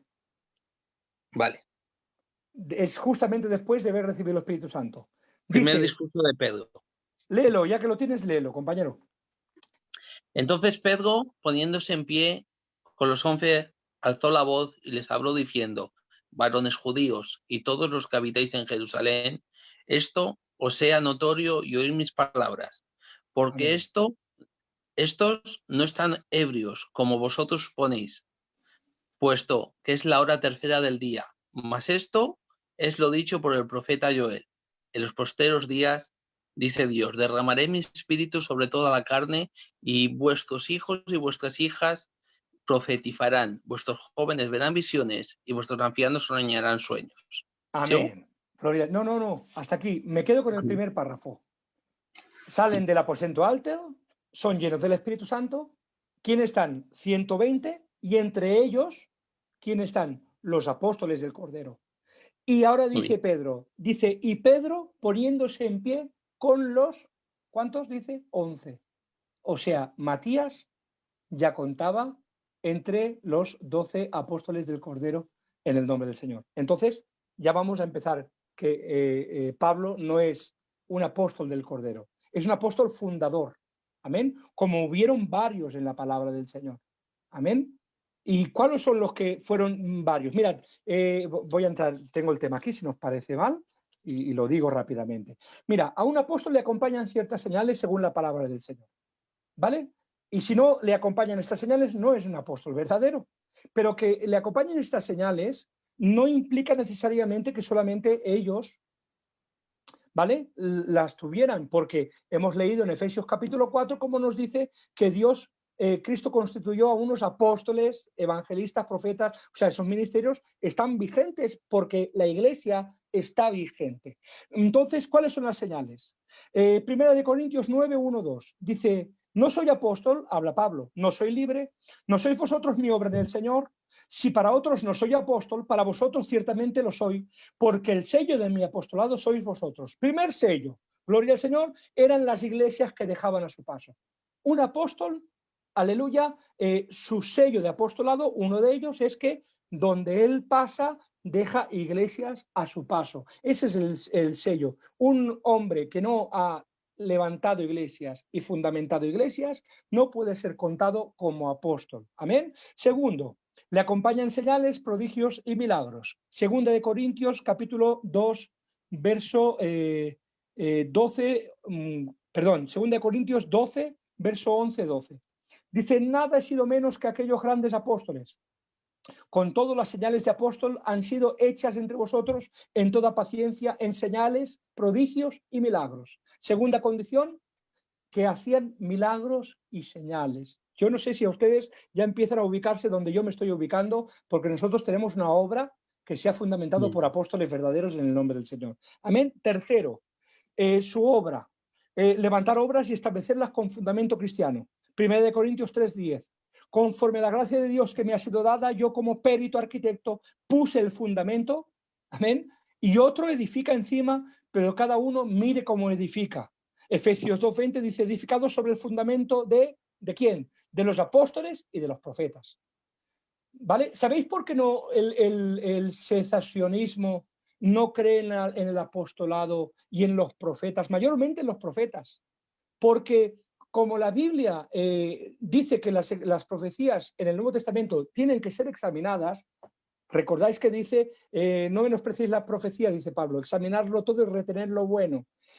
Como ellos basan la teología en que todas las profecías bíblicas son basadas en Dios y son infalibles, si en el Nuevo Testamento hay profecías falibles que pueden fallar, significa que no están en un tiempo en el que la iglesia está siendo establecida. Eso es algo incoherente. ¿Por qué? Porque también en el Antiguo Testamento habían falsos profetas. No solamente en estos, también la profecía tenía que ser probada. Es más, al que no cumplía la profecía, lo quitaban de en medio. Eso es un mal argumento bíblico. No dice Dios, creo que es en Jeremías, ¿cómo lo dice? ¿Cómo lo dice? Dice, decís así y así ha dicho Jehová. Dice, y yo no he dicho nada. Dice, porque no me conocéis en mi secreto. O sea, ¿había falsos profetas? Claro que había falsos profetas. Y en este tiempo y en la iglesia, por eso dice Pablo, examinarlo todo, retener lo bueno. Que hayan profecías que no sean del Espíritu Santo, no implica que no haya profecía verdadera de parte de Dios, porque somos pentecostales, creemos en la profecía bíblica. Amén. Creemos en el apostolado bíblico, no en el autoinfundado, pero sí en el bíblico, en el nombre del Señor. Venga, un poquito más. Confirma obreros, ese es ministerio de apóstol, y constituyeron ancianos en cada iglesia. Hechos capítulo 14, verso 23. Gobiernan. ¿Qué más? Cuidan de la doctrina y de la enseñanza. O sea, todo esto te puedo dar yo la base bíblica. Pero vamos a los apóstoles que hay en la palabra del Señor para que veamos la base. Hemos dicho que hay apóstoles, el Cristo de gloria es el primer apóstol, ¿vale? Segundos los del Cordero. Tercero, los fundadores, los de la iglesia. ¿Cuáles son los de la iglesia? ¿Vale? Mirad, el comisionado de los 12 fue por Cristo, pero el de los apóstoles de la iglesia fue comisionado por el Espíritu Santo. ¿Vale? Dice la Biblia, Hechos capítulo 13, verso 2. Apartadme a Bernabé y a Saulo para la obra a la que los he llamado. El texto, en el contexto, está hablando de apostolado. Apartadme para enviarlos. ¿A quién? A Bernabé y a Saulo. Bernabé es contado entre los apóstoles en el nombre del Señor. Dice Hechos capítulo 14, verso 4. En el contexto, la gente de la ciudad de Iconio estaba dividida. Dice, unos con los judíos y otros con los apóstoles. 14, verso 4. Unos estaban con los judíos y otros con los apóstoles, en plural. ¿Qué apóstoles había? ¿Con quién estaba Pablo? Estaba Pablo, dice a Bernabé y a Saulo, les llamaban apóstoles, porque ellos eran apóstoles en el nombre del Señor. No había nadie más, no había ningún discípulo. Estamos hablando, conoces la doctrina como yo, Michael, de viajes misioneros. No estaban ahí como en el principio los 11 de pie. No. Ahora los enviaban de dos en dos. Habla de apóstoles en plural. ¿De quién está hablando? Está hablando de Bernabé. Hay más, uno más, ¿vale? Dios nos ha exhibido a nosotros los apóstoles. El contexto de nosotros es Apolos con Pablo, o a Sóstenes, que también está en esa epístola, o a ambos, pero está hablando de apóstoles en plural, no en singular. Amén. Y mirad, sin cansaros más, habla también de Andrónico y de Junías. La palabra del Señor dice que son estimados entre los apóstoles. Romanos 16, verso 7. Esto lo he buscado incluso en otras traducciones. Mira, en Reina Valera dice que son estimados entre los apóstoles. La Biblia de las Américas dice que Andrónico y Junías destacan, fíjate, destacan entre los apóstoles. La Internacional dice que son destacados entre los apóstoles y la Textual dice que son insignes, o sea, de alta estima, especiales, afamados entre los apóstoles en el nombre del Señor. En esas traducciones todas vamos a lo mismo. Andrónico y Junías eran apóstoles en el nombre del Señor. Y te voy a hablar de un texto, cerrando el tema, ¿vale? Para darle aplomo y creo que ya con esto terminamos. Primera de Corintios 15, ustedes saben que habla el Pablo de la resurrección, de a quién apareció en la resurrección Cristo. Y ahora da un orden. Dice, primeramente, apareció a Cefas, amén, que es Pedro. Después a los 12. ¿Quiénes son los 12? Michael, ¿quiénes son los 12? Los 12 apóstoles, ¿no? Apareció a los 12. Después apareció a más de 500 a la vez. Después a Jacobo. Y después a todos los apóstoles. Se apareció a los 12. y después apareció a los 12 apóstoles. ¿De quién está hablando? De, evidentemente, los que tenían ministerio apostólico en el nombre del Señor. Amén. Podría seguir, pero creo que con lo que hemos dicho queda más que establecido en el nombre del Señor.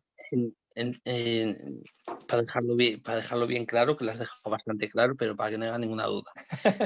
Los 12 apóstoles del Cordero se llaman los que estuvieron con Jesús y Amén. Pablo como último adoptivo. Los demás hay apóstoles, pero no son del Cordero, sino son apóstoles que le siguen las señales, como bien has explicado, ¿no? Eso es. Amén. A O mí, sea, hay una cuando... pregunta. Sí, Dime, dime. dime. No, No, no, sigue. que Hay una matizar pregunta. simplemente lo que has dicho, que los 12 apóstoles, los 12 son los 12 del Cordero. Y en esta lista no entra nadie más, o sea, no, ni Pablo, dice la Biblia, lo hemos leído, Matías ocupó el lugar de Judas, Judas Iscariote, el cual fue traidor, amén, y ocupa, dice la Biblia, para que se cumpla la palabra, Juan 1:14, otro tome su lugar, otro tome su oficio. Estaba hablando de que verdaderamente, bíblicamente, había un sustituto y dice, y los cogieron según el Espíritu Santo, a suertes. Dime. Hay una pregunta de mi amigo David Romero y le he dicho a ver si me la puede replantear, ¿vale? Porque igual no cojo bien yo el hilo, a ver si tú lo coges, ¿vale? Dice, a ver si puedes pasar esta pregunta. En el día de rato, los santos del Antiguo Testamento que creyeron por fe, ahí lo deja. No sé si es que qué pasará con ellos o ese día, me imagino que irá por ahí, pero no lo sé. Amén. Creo coger el hilo que acontece con los israelitas que han aceptado a Cristo en su corazón. En el día del rapto, ellos forman parte de la iglesia y se van con Cristo. Amén. Creo que esa es la pregunta. Si no la es, pues que me corrija. ¿Por qué? Porque, como hemos dicho, no hay judío ni gentil, no hay varón ni hembra, no hay bárbaro ni escita, no hay esclavo ni libre. O sea, el evangelio rompe toda barrera. Bárbaro y escita, o sea, de cultura, varón y mujer, de denominación de género, judío y gentil, o sea, espiritual, ¿vale? Y esclavo libre, o sea, de estatus social. O sea, Cristo rompe con todo y todo el que deja de ser de la iglesia, o sea, gentil o deja de ser judío, porque cree en Cristo, pasa a ser parte de la iglesia. Amén. Vale, una pregunta. Esa es tuya. A ver, no, más o menos, ¿vale? Que no es por nada, sino por dejarlo aún más claro, ¿vale? Yo lo tengo claro, sé lo que creo y lo has expresado todo precioso, ¿vale? Vale, has dicho que desde Pentecostés pues se creó más o menos la iglesia, ¿vale? En el momento que crees y recibes al Espíritu Santo, entonces hace morada en ti y eres parte del cuerpo místico de Cristo y eres parte de la iglesia, ¿vale? Los que murieron en el Antiguo Testamento, ¿vale?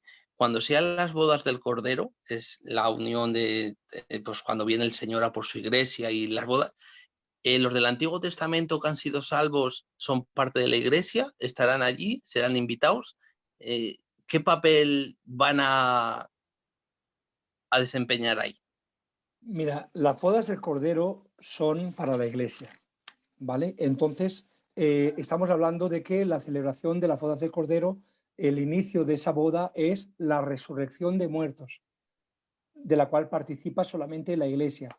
Sabemos, por la escatología bíblica, que luego de la gran tribulación, cuando Cristo viene en su segunda venida, hay la segunda parte de esa primera resurrección, por decirlo de alguna manera, en lo cual todos los demás santos, los santos del Antiguo Testamento, los santos de Israel, los santos de la gran tribulación, todos resucitan en esa segunda venida de Cristo. Entonces, yo no sé si serán presenciales o no son presenciales, porque no te puedo decir algo que la palabra de Dios no dice. Pero lo que sí puedo decirte es que no formarán parte de esas recompensas ni de esa boda, porque ya te he dicho que la primera parte de la boda del Cordero es la resurrección de muertos con el cuerpo glorificado. Primera de Corintios 15, verso 52 creo que es, dice, un misterio os digo, no todos dormiremos, pero todos pero todos seremos transformados, hablando de aquellos que han creído en la persona de Cristo el Señor, ¿me entiendes? Entonces, los que no han creído en Cristo el Señor, la resurrección de los muertos en Cristo, de la cual habla Tesalonicenses capítulo 4, verso 13, esa resurrección solamente es para los que son de la iglesia, son los que han partido desde el día de Pentecostés, o si quisiéramos decirlo, alguno interpretarlo desde la cruz, yo me decanto por Pentecostés, hasta el día en que Cristo venga por su iglesia. Todos los que parten en la fe de Cristo durante ese tiempo son los que resucitarán. Los demás, si son parte de los santos, evidentemente tendrán su propio tiempo, pero no serán partícipes o al menos no serán beneficiados de esas bodas. Otra parte de las bodas del Cordero, sabes que son las recompensas, el bima, ¿vale? O sea, serán recompensados. Si no forman parte de la iglesia, no habrá recompensa ninguna. Entonces, no, que sean presenciales, no lo sé, si les dejarán mirar por una mujer. No lo sé. Bueno, creo que no hay ninguna pregunta más, así que igual me se ha pasado alguna, pero no, así que yo ya he visto, Bueno, no. Si el David no tiene ninguna, la guardamos para la próxima. creo que hemos disfrutado hoy, David, y yo no te había escuchado aún, la verdad, exponer. Sé que has venido una vez, pero no he tenido la suerte o el privilegio de ver el directo y me lo he gozado contigo. De verdad. Amén, que yo también. me alegra que haya jóvenes así, que sean amantes de la escritura. No tan jóvenes ya, amigo mío. Sí, hombre, somos jóvenes. Ah, bueno, sí, somos jóvenes. Poco nos llevaremos. Y bueno, eres más viejo tú, que quede claro, Santo Dios, aleluya. Y nada, hemos disfrutado hoy mucho. Entonces, cuando quieras la segunda parte, pues ya sabes, tú que formas parte de esa doctrina, no tienes más que coger, buscarte el ICA y seguimos disfrutando. Amén. Dios te bendiga mucho, David. Dios te bendiga mucho, Michael. Dios te bendiga muchísimo en el nombre del Señor. Y si quiere entrar David para anunciar algo. No sé. David, ¿estás por ahí? Mi tocayo. Nos tenemos que poner un sobrenombre los